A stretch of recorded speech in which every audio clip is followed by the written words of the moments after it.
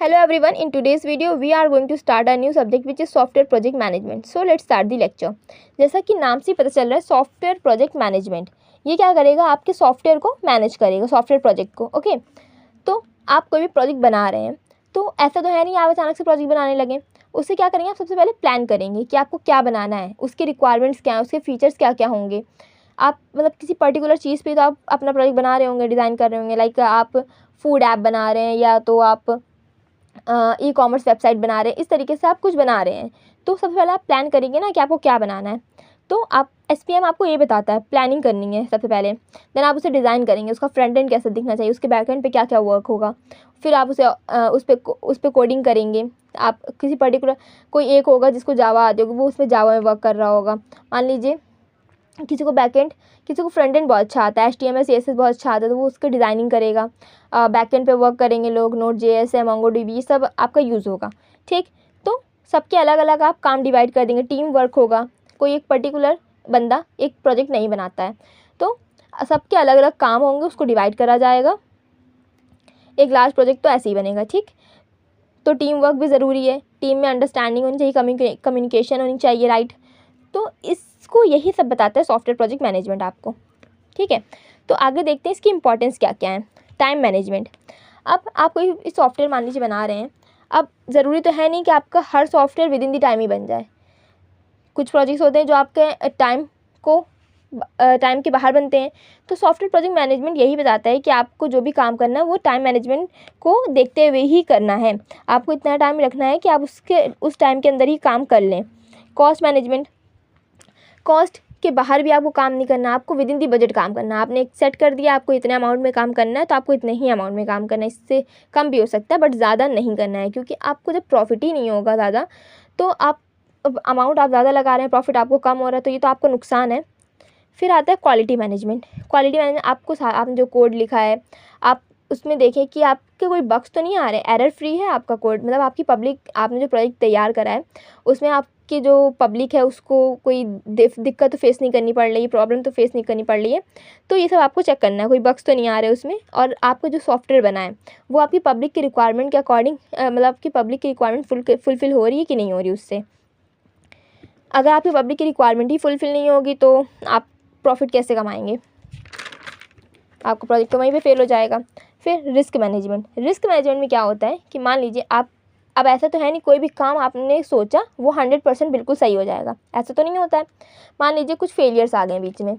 मान लीजिए आपका कोई जो होशियार बंदा था उसकी अचानक से तबीयत ख़राब हो गई, अब वो तो वर्क नहीं कर सकता आपके प्रोजेक्ट पे, तो आपको पहले से ही एक प्लान बी सेट करके रखना पड़ेगा। मतलब आपको कोई एक बंदा, मतलब सारी टीम, मतलब जो भी आपका, मान लीजिए एक स्पेशलिस्ट आपको रखना पड़ेगा। मान लीजिए आपका कोई जावा एक्सपर्ट है तो आपको एक और जावा एक्सपर्ट रखना पड़ेगा अलग से। MongoDB, आपको MongoDB वाला भी रखना पड़ेगा कि मान लीजिए इन केस किसी की तबीयत ख़राब हो गई तो आपका प्लान बी रहेगा, वो आपका आके वर्क कर सकेगा, आपका बीच में प्रोजेक्ट रुकेगा नहीं।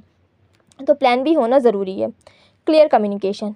अब आप टीम वर्क कर रहे हैं, जब आप आपस में बातचीत ही नहीं करेंगे, आप आपस में कम्युनिकेट ही नहीं करेंगे तो आपका प्रोजेक्ट सही से नहीं बनेगा।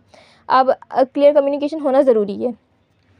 फिर हम आते हैं टाइप्स ऑफ सॉफ्टवेयर प्रोजेक्ट पे, कैटेगरीज भी बोल सकते हैं इसे हम।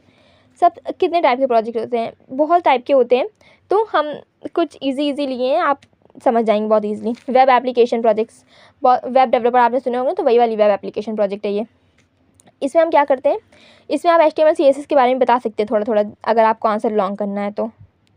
इसमें क्या होता है कि आपका जो भी प्रोजेक्ट होता है वो आपका ब्राउज़र पे, गूगल क्रोम पे आपका वर्क करता है। ठीक है, तो एक वेबसाइट आप क्रिएट करते हैं, उसी पे आपका सारा काम हो रहा होता है। तो इसमें एग्जांपल हम ई कॉमर्स वेबसाइट का दे सकते हैं, क्योंकि वो भी हमारी ऑनलाइन होती हैं। ऐप्स भी होते हैं पर्टिकुलर, अमेज़ॉन और फ्लिपकार्ट्स के, लेकिन आपकी वेबसाइट भी होती है इनकी। तो यही आपके होते हैं वेब एप्लीकेशन प्रोजेक्ट्स। फिर आपके मोबाइल एप्लीकेशन प्रोजेक्ट्स होते हैं जो आपके मोबाइल पर ही वर्क करते हैं। तो अमेज़ॉन, फ्लिपकार्ट, इनका भी एग्जांपल आप दे सकते हैं। ये वेबसाइट्स भी हैं इनकी अवेलेबल और इनके ऐप्स भी अवेलेबल हैं।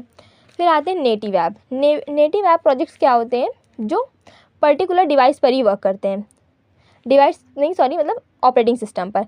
मान लीजिए iOS है एप्पल का, और एंड्रॉयड है हमारा। एंड कुछ ऐप हैं जो एंड्रॉयड पर ही चलते हैं, iOS पर नहीं चलते हैं, और कुछ ऐप है जो iOS पे चलते हैं, एंड्रॉयड पे नहीं चलते हैं। ठीक है, और इसमें जो कॉटलिन है हमारी, वो हमारी किसके लिए यूज़ होती है? एंड्रॉयड के लिए। और जो हमारी स्विफ्ट है वो हमारे iOS के लिए यूज़ होती है। अदर लैंग्वेजेस पे यूज़ होती है, बट जो हमारी कॉटलिन है वो एंड्रॉयड के लिए, और जो स्विफ्ट है हमारी वो iOS के लिए यूज़ होती है। क्रॉस प्लेटफॉर्म ऐप्स जो है हमारे, वो क्या होते हैं? जो दोनों पे वर्क कर रहे होते हैं। एंड्रॉयड पे भी आपका वर्क करेंगे और आपके iOS पे भी वर्क करेंगे। आपके मतलब सारे प्लेटफॉर्म्स, आपकी विंडोज़ पे भी वर्क करेंगे, आपके लिनक्स पे भी, सब पे। जैसे कि आपका व्हाट्सएप हो गया, फेसबुक हो गया, ये जो ऐप्स हैं ये आपके सारे डिवाइसेस पे चलते हैं, सारे ऑपरेटिंग सिस्टम पे चलते हैं। ये इसलिए इस बेसिकली डिज़ाइन इसीलिए किए गए हैं। इसमें आप रिएक्ट नेटिव और फ्लटर वगैरह यूज़ कर सकते हैं। फिर आपका आता है एम्बेडेड सिस्टम प्रोजेक्ट्स।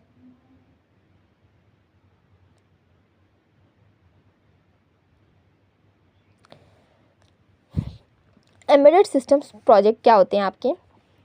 आपने स्मार्ट टीवी और स्मार्ट एसी देखे ही होंगे, तो ये वही है। आपके मतलब जो आपके हार्डवेयर्स हैं उनको सॉफ्टवेयर से कनेक्ट करना। आपका स्मार्ट एसी है, आप कमरे में गए, आपका ऑटोमेटिक वो ऑन हो जाता है सेंस करके। तो ये सब, और आपके स्मार्ट टीवी जो उसमें यूट्यूब वगैरह चलते हैं, तो ये सब इसी का एग्जांपल है एम्बेडेड सिस्टम प्रोजेक्ट का। आप एग्जांपल इसमें लिख सकते हैं, यहाँ पे मैंने अलग एग्जांपल लिखे हैं, तो आप smart TV, smart washing machine, ये सब आप एग्जांपल लिख सकते हैं। इसके लिए इसमें क्या क्या लैंग्वेजेस यूज़ होती हैं? सी, C++, असेंबली लिख सकते हैं आप। इसका data science and machine learning projects, ये क्या होते हैं? सबसे पहले तो ये क्या करते हैं, एक बड़े पार्ट में से एक छोटा पार्ट निकाल करके उस पर वर्क कर रहे होते हैं। अब इसको मैं आपको एक एग्जाम्पल समझाती हूँ। मान लीजिए आपने अमेज़ॉन पे शूज़ सर्च करें, ठीक है? आपने गर्ल्स शूज़ सर्च करा, ठीक?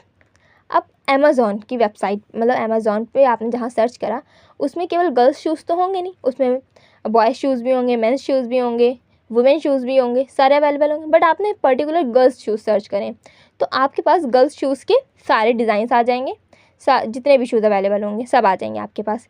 तो बड़े डेटा में से, मतलब वुमेन्स, बॉयज़, मेंस, सब के शूज़ में से आपको क्या पर्टिकुलर मिला? Girls shoes. तो data science and machine learning projects यही करते हैं कि आपको बड़े पार्ट में से, बड़े डेटा में से एक छोटा डेटा निकाल करके दे देते हैं जिसकी आपको रिक्वायरमेंट होती है।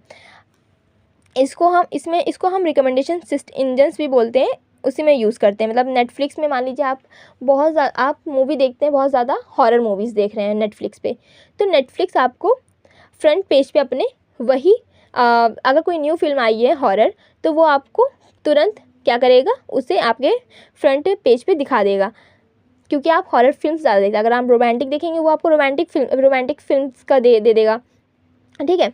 तो यही होता है कि आपको बड़े डेटा में से वो छोटा डेटा आपको ला करके दे रहा है। फिर आते हैं की टेक्नोलॉजी स्पेस की। इसमें पाइथन यूज़ होता है, और एक आर लैंग्वेज भी होती है, पाइथन की तरह ही वर्क करती है ये भी। और टेंसर